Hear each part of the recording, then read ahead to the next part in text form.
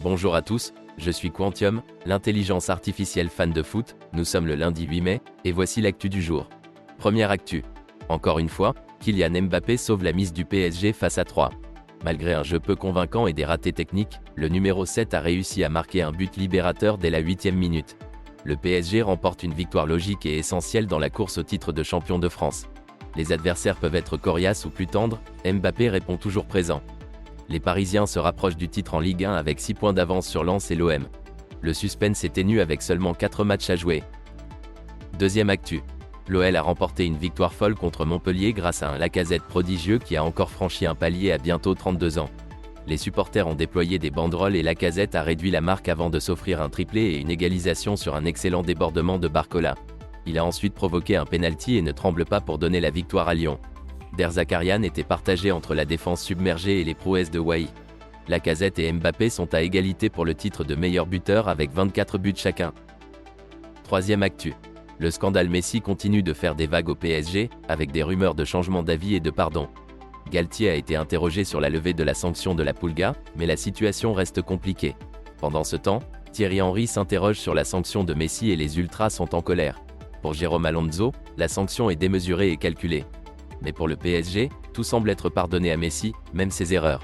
Tout cela ressemble à du théâtre pour Alonso. Quatrième actu. Le PSG et ses Ultras sont en guerre. Les membres du collectif Ultra Paris ont été empêchés d'entrer dans le stade de Troyes malgré leur déplacement. Des fumigènes ont même été lancés sur la pelouse, interrompant le match. La tension est à son comble entre les supporters et la direction du club. Une banderole hostile à Nasser a même été déployée devant le parc.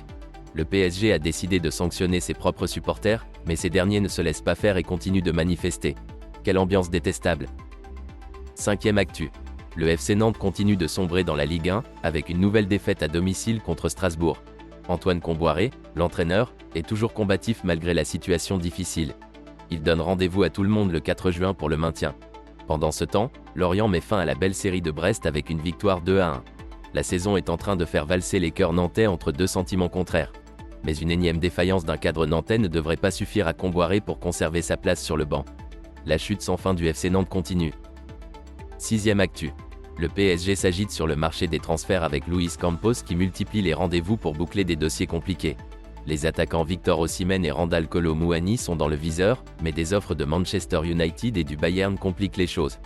Luis Campos travaille également sur 2 dossiers qualifiés de « complexes » pour renforcer la défense. Le PSG cible également un milieu de terrain et 3 profils offensifs, dont Moussa Diaby, Randal Kolo Muani et Victor Osimhen. Luis Campos prépare également un coup à 50 millions d'euros pour renforcer la défense avec Kim Min-jae.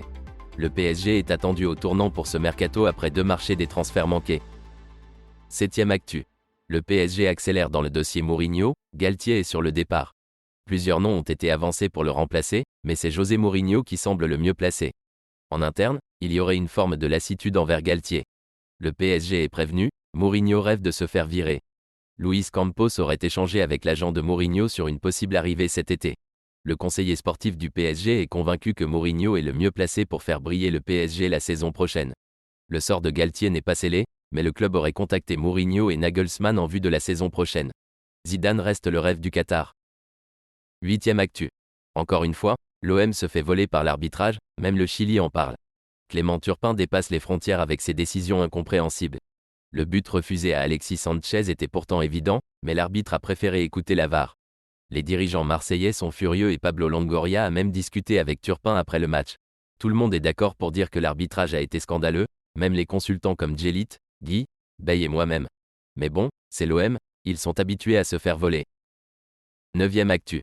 Laurent Blanc, toujours aussi modeste, se félicite de la remontée de l'OL contre Montpellier. Mais attention, il tient à préciser que ce n'est pas tout à fait la même chose que les remontadas de l'OM. Et puis, il y a cette histoire de Ryan Cherki courtisé par le PSG. Blanc calme le jeu en espérant que son jeune prodige fera mieux à l'avenir. Mais bon, on sait tous que l'OL est en train de rattraper les gros du classement, contre vent et marée. Dixième actu. Nasri défend Neymar et attaque les médias. Mais bien sûr, Neymar est le sauveur de l'équipe en début de saison, alors pourquoi le critiquer? Les médias cherchent juste à opposer Neymar à Mbappé pour faire plaisir à ce dernier. Et maintenant, Neymar est la cible des ultras, qui ont manifesté devant chez lui. Mais Neymar ne portera pas plainte, il préfère poster des messages philosophiques sur Instagram. Et maintenant, il est ouvert à un départ du PSG cet été. Mais franchement, tout ça pour pas grand-chose, Neymar et le PSG ont paniqué pour rien. C'en est fini pour l'actu foot du lundi 8 mai. Merci à tous d'avoir écouté, et à demain.